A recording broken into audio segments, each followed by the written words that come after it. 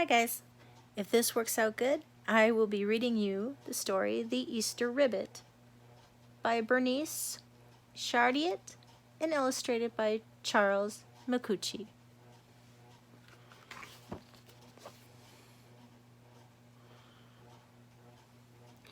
Easter was coming. The bunnies were very busy making pretty Easter baskets, carrying jelly beans, and painting eggs. Froggy watched them from the pond. Sometimes he wished he were a rabbit. They seemed to be having so much fun.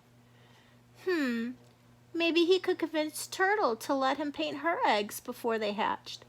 Froggy quickly ran to the beach. Turtle was there covering her eggs with sand. "Ribbit, Ribbit," Froggy called to Turtle. "It's almost Easter. May I paint your eggs?"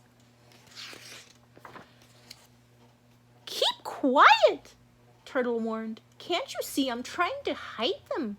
If you were to paint them, every bird in the forest would see my eggs and eat them before the babies could hatch and crawl to the water. Go back to your log and stop bothering me." Froggy walked sadly to his favorite hollow log near the rabbit tree and crawled inside. After a long time of feeling sorry for himself, he fell asleep and had a dream. In the dream, he was an Easter Ribbit, not quite a rabbit, but not a frog either. He was rushing through the high grass to deliver Easter baskets to all the children. The baskets were full of things that Froggy loved: jelly beans, lollipops, flies, tiny fish eggs, seaweed bars, and delicious mosquitoes, too.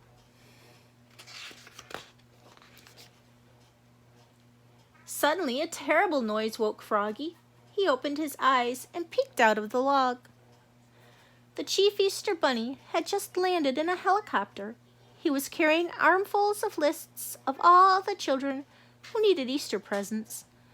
Mrs. Rabbit and all of her assistants came running out to greet him.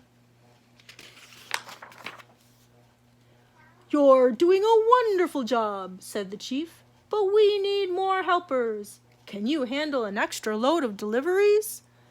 "Oh dear," said Mrs. Rabbit. "We don't have enough bunnies to deliver the baskets. Flossie and Fernie caught colds last night, and I'm afraid they're running fevers.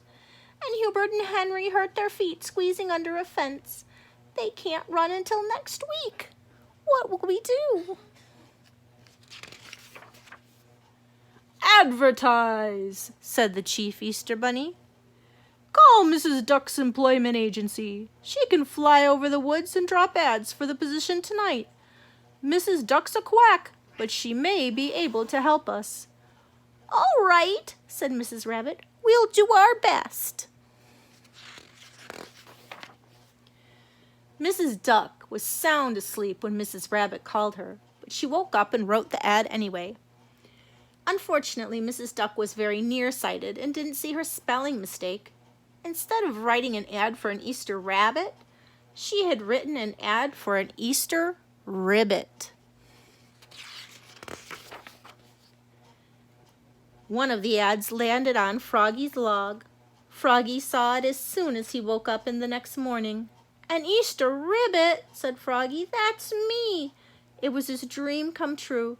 Quickly, he wrote down Mrs. Duck's address and ran to the employment agency. Although she couldn't see well, Mrs. Duck suspected that she was looking at a frog.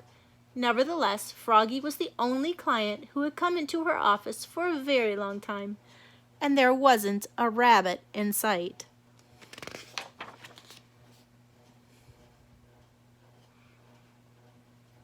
Mrs. Duck ran to her storage room and cut out a big pair of paper bunny ears. She tied them on Froggy's head. Then Mrs. Duck pasted a big cottontail onto Froggy to make a rabbit's tail. Froggy was divinely happy. He ran to Mrs. Rabbit's tree right away.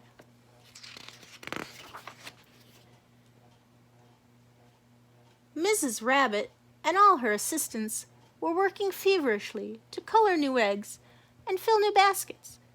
Glancing quickly at Froggy's big floppy ears, Mrs. Rabbit didn't notice that he was an Easter Ribbit and not an Easter Rabbit.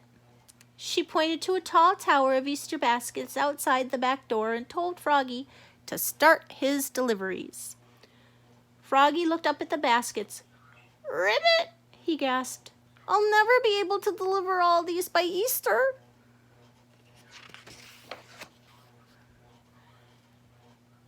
There was only one thing to do. Quickly, he hopped down to the pond. Ribbiting as loudly as he could, Froggy called for all of his friends and relatives to come and help him. Soon a crowd of frogs of all shapes and sizes leapfrogged to pick up the baskets stacked behind Mrs. Rabbit's tree.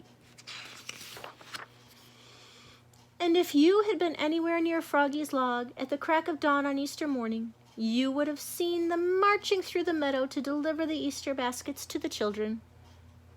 And at the head of the parade was Froggy, ribbiting a happy song.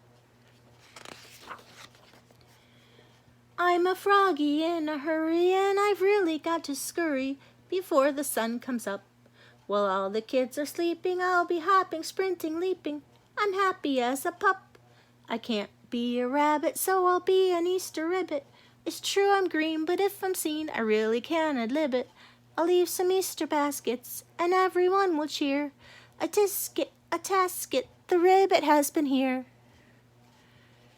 And that's the end of Froggy's story. Just remember, you can make any dream come true. The end. Bye till later.